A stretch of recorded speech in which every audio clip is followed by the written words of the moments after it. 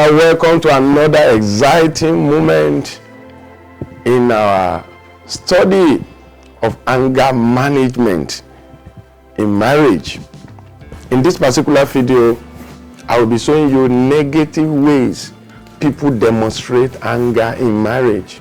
Negative ways people demonstrate anger in marriage. In one of the videos, I told you that demonstrating anger in marriage can be harmful to your union, will be harmful to your relationship, and can lead to a long-term damage. It can lead to a long-term damage. It can lead to separation. It can lead to divorce. That is why we need to examine some negative ways people have been handling anger. If you are part of the people that are doing this, you need to learn to change them quickly. Number one, yelling and screaming. Yelling and screaming, raising your voice or shouting during disagreement can create a hostile and toxic environment, and we always escalate the conflict, making it difficult for both partners to communicate effectively. You don't need to shout, don't need to yell. You don't need to yell. When you shout, when you yell, you scatter everywhere. You scatter your marriage, and God will not be glorified, and you yourself will not be justified. So stop yelling, stop screaming. Number two, name calling and insult. Using hurtful words, insult, derogatory words, speaking things that are very bad, calling spouse goat, idiot, you are mad, you are crazy, I regret marrying you. And these will damage a lot of things. It will affect trust. It will lead to low self-esteem in your spouse, leading to a lot of chains of reactions. It will also lead to resentment, emotional wound that may be very hard to heal, that may be very hard to heal. So you are going to deal with it. If you are angry, don't resort to name calling. Don't insult your spouse. Rather, do positive things. I will be doing that. I will be teaching you how to do that in the next video. Number three, physical aggression. Any form of physical aggression, such as slamming of the door, throwing of material, throwing of things, bouncing your leg on the floor, physical violence, or any other thing involve going physical, even beating your spouse. All these things are dangerous and can lead to breakdown of trust, emotional trauma, and it can also lead to the breaking of their marriage. Number four is stonewalling or silent treatment. As I'm mentioning them, everybody has one way or the other they demonstrate anger. Check your own. Your own may be stonewalling or silent treatment.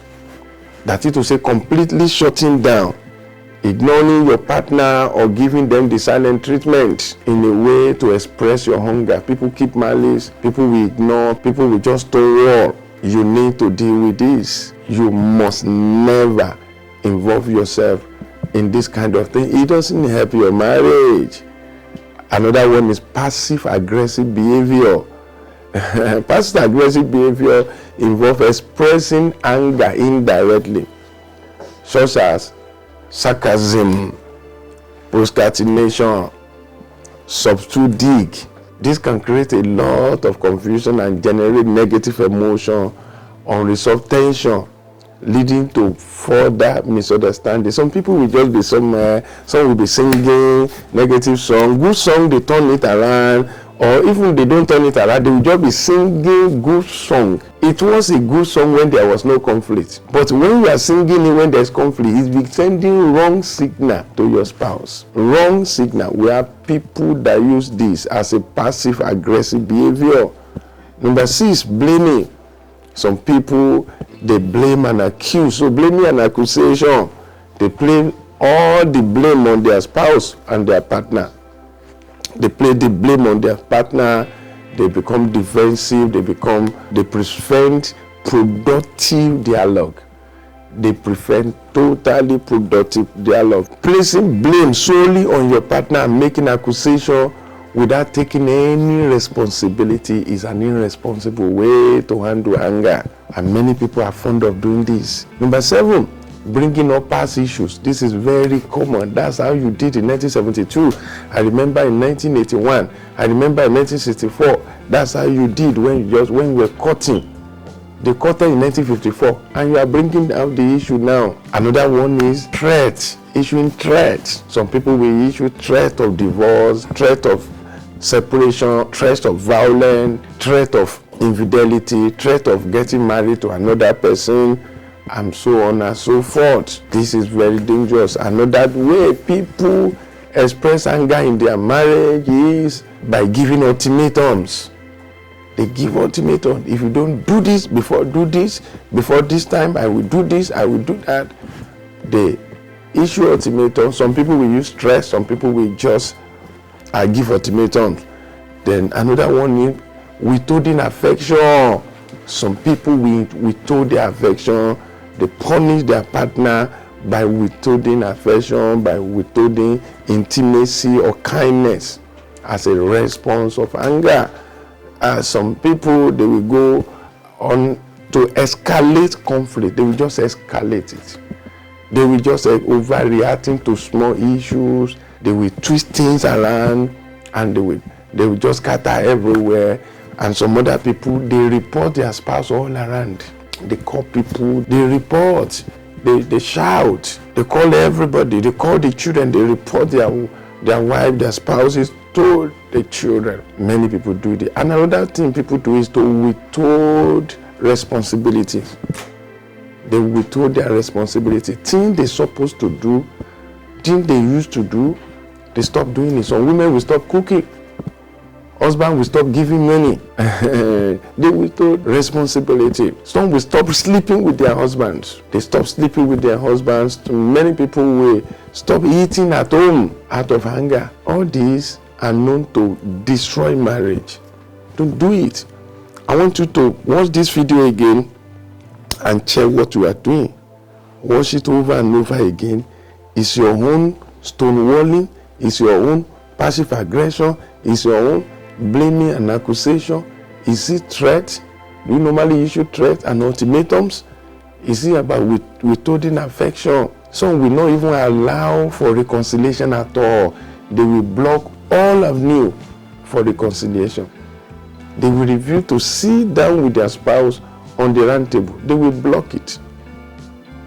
And some people, they will just keep it inside. They will not say anything. They will not withhold affection. They will still be doing the thing they are doing, but inside of them, they are bitter.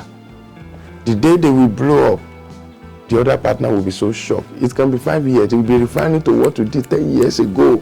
We have different ways people handle anger. I want you to watch this video again and see the area where you've been handling your anger. Don't think you are 100%. No, nobody. Everybody has one way or the other they handle anger. What you're supposed to do is to sit down and check how to deal with that anger and how to handle it well. In the next video, I will be telling you better ways to handle anger in your marriage. Don't forget to subscribe to my YouTube channel at Bisi Adewale and put on the notification. Also follow me on Instagram at Bisi Adewale. I will see you in the next video. Ireo. Is your marriage hurting? Is your marriage making you sad, depressed and frustrated? Do you feel like packing it up? No, don't do it. You need marriage clinic, not marriage breakup. Marriage breakup helps no one. Go ahead, fight for your marriage, defend it because of your future, old age, and your children. You will be glad you did. This is not marriage counseling, it is marriage clinic. Register for marriage clinic and save your marriage today. Go to bisiadewale.com/marriage clinic to start the journey of transforming your marriage today.